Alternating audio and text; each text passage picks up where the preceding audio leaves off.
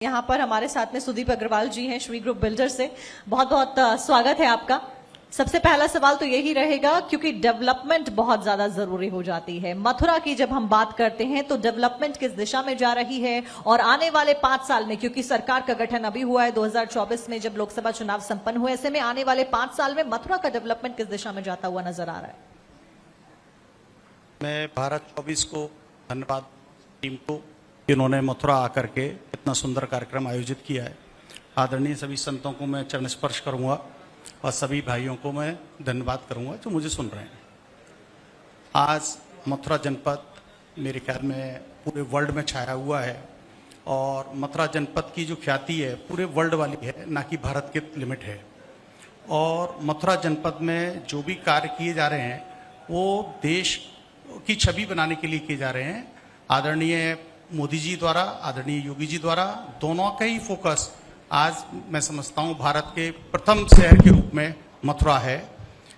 आज अयोध्या का डेवलपमेंट हो चुका, काशी में भी कुछ काम हो चुका, अब मथुरा के नंबर हैं और मथुरा के ही सारे कार्यक्रम शुरू हुए हैं।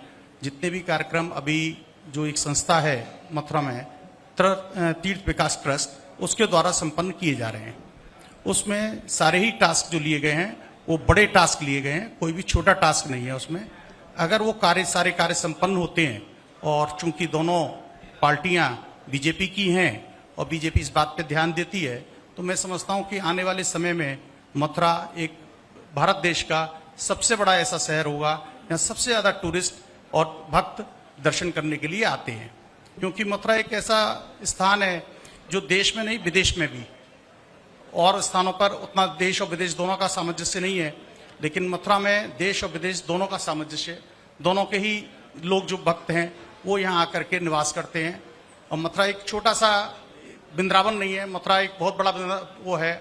मथुरा है, वृंदावन है, बरसाना है, गोवर्धन है, गोकुल है, ये 5-6 क्षेत्रों में बटा हुआ है। और यहाँ के तीर्थयात्री सारी जगह आते हैं और वो तीर्थयात्रियों की जो सुविधाएं हैं उसके लिए तीर्थ विकास ट्रस्ट द्वारा कंटिन्यू प्रयास किया जा रहा है। अच्छा, इस बीच श्री बिल्डर्स का क्या कुछ योगदान है, किस तरीके से आप लोग काम कर रहे हैं? हम लोग श्री ग्रुप के नाम से पिछले करीब 27 साल से मथुरा जनपद की, वृंदावन की, गोवर्धन की सेवा कर रहे हैं और सभी का हमें बहुत प्यार मिला है। हमने कोशिश की है कि यहाँ का जो लिविंग स्टैंडर्ड है मथुरा का, वृंदावन का, गोवर्धन का, वो एक अच्छे मुकाम पे पहुंचे। उसके लिए हम लोगों ने यहाँ काफ़ी बड़े बड़े डेवलपमेंट्स किए हैं, काफ़ी बड़ी बड़ी कॉलोनियाँ बनाई हैं, लोगों के लिए मॉल बनाया हमने यहाँ मथुरा जनपद में मॉल उस समय बनाया जब पूरे देश में केवल एक मॉल हुआ करता था, दूसरा मॉल मथुरा में बना था। ये बड़े मथुरा के सौभाग्य की बात है और उस मॉल को लोगों ने बड़ा सराहाया और बहुत यूज किया। अब हम उसको तोड़ के दोबारा रेनोवेट भी कर रहे हैं। तो मथुरा जनपद के लिए हमारी हमेशा कोशिश रही है कि मेट्रो के लेवल पे डेवलपमेंट हमारे मथुरा में आए, क्योंकि हम लोग बहुत दिल्ली के पास हैं। तो हम लोगों को अक्सर ये रहता है कि भाई दिल्ली से बढ़िया मथुरा होना चाहिए। तो हमारी कोशिश रहती है कि हमारा जो लिविंग स्टैंडर्ड है वो कम से कम दिल्ली के समकक्ष हो।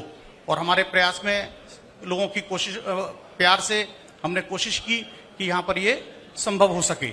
और मथुरा जनपद में करीब 17-18 कॉलोनी मथुरा जनपद में, वृंदावन में, गोवर्धन में, और अभी नया प्रोजेक्ट हम लोग ला रहे हैं एक बरसाना में हम एक अल्टीमेट प्रोजेक्ट ला रहे हैं। अभी तक बरसाना में कोई भी प्रोजेक्ट, किसी भी प्रकार का ऑर्गेनाइज प्रोजेक्ट नहीं है।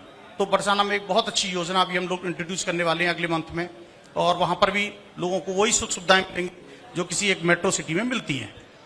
तो अगर हम कहें कि अगले 5 सालों में ये सभी टारगेट रखे गए जो कि पूरे किए जाएंगे?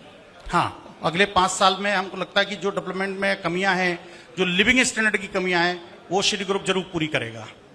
अच्छा, एक मिडिल क्लास इंसान के लिए प्राइसेस भी बहुत मायने रखते हैं, उसको लेकर श्री ग्रुप बिल्डर्स क्या कुछ कर रहे हैं? शायद आपको ये जान के हर्ष होगा कि श्री ग्रुप ने हमेशा इतने लोएस्ट बजट पे हाउस बना करके दिए हैं कि उन आदमी की अफोर्डेबिलिटी में आते हैं, चाहे वो मिडिल क्लास हो चाहे वो अपर क्लास हो। लिविंग उनकी अपर क्लास होती है, लेकिन उनकी कॉस्ट जो होती है वो मिडिल क्लास और लोअर मिडिल क्लास दोनों के लिए अप्रोचेबल होती है। और इस बीच क्या कुछ वो एक्सपेक्टेशन रहेगी आने वाले समय में आपकी बायर से? हमारी बायर से यही एक्सपेक्टेशन होगी कि हम जो चीज बना रहे हैं उसमें जो भी लोगों को असुविधा या कमी दिखाई देती है वो हम लोगों को समय समय पर बताएं। हम कोशिश करें कि उन सुविधाओं को हम दोनों अच्छे तरीके से लोगों को प्रस्तुत कर सकें। और श्री ग्रुप बिल्डर्स की अगर शुरुआत की हम बात करें तो वो कहाँ से होती है, किस एम के साथ में होती है? श्री ग्रुप बिल्डर की शुरुआत जो हुई थी वो एक लंबी कहानी है, मैं सुना देता हूँ। मथुरा जनपद में आज से 27 साल पहले मथुरा में मैं एक सर्वे करने गया था, तो एक किराए का मकान अवेलेबल नहीं हुआ करता था जहां पर कि सेपरेट टॉयलेट मिल जाए। उसके लिए 27 साल पहले मथुरा में कोई भी इवन एक कमरा भी अगर आदमी चाहता था कि टॉयलेट के साथ मिल जाए, उस चीज को जब मैंने ऑब्जर्व किया तो मैंने वहीं से प्रण लिया कि मथुरा जनपद में आज मैं ऐसी सोसाइटीज बना के दूंगा जहां लोगों का ये अभाव दूर हो जाए और लोगों को वो मकान मिलने शुरू हो जाए जिसमें आदमी अपने को दिल्ली के समकक्ष प्राप्त करे कि मैं आज मथुरा में नहीं दिल्ली में रहता हूं। और वही चीज हमने देने की कोशिश की। यह मॉल भी बनाया तो यही सोच के बनाया कि मेट्रो कल्चर हमें मथुरा में लानी है, तो लोगों को वही हमने देने का प्रयास किया। चलिए ठीक है, और इसी के साथ में सुदीप अग्रवाल जी आपका बहुत बहुत शुक्रिया आज हमारे साथ में जुड़ने के लिए, खास चर्चा करने के लिए, और आपके जो बिल्डर्स हैं और आपका योगदान बहुत ज्यादा अहम है। Thank you so much. Thank you very much.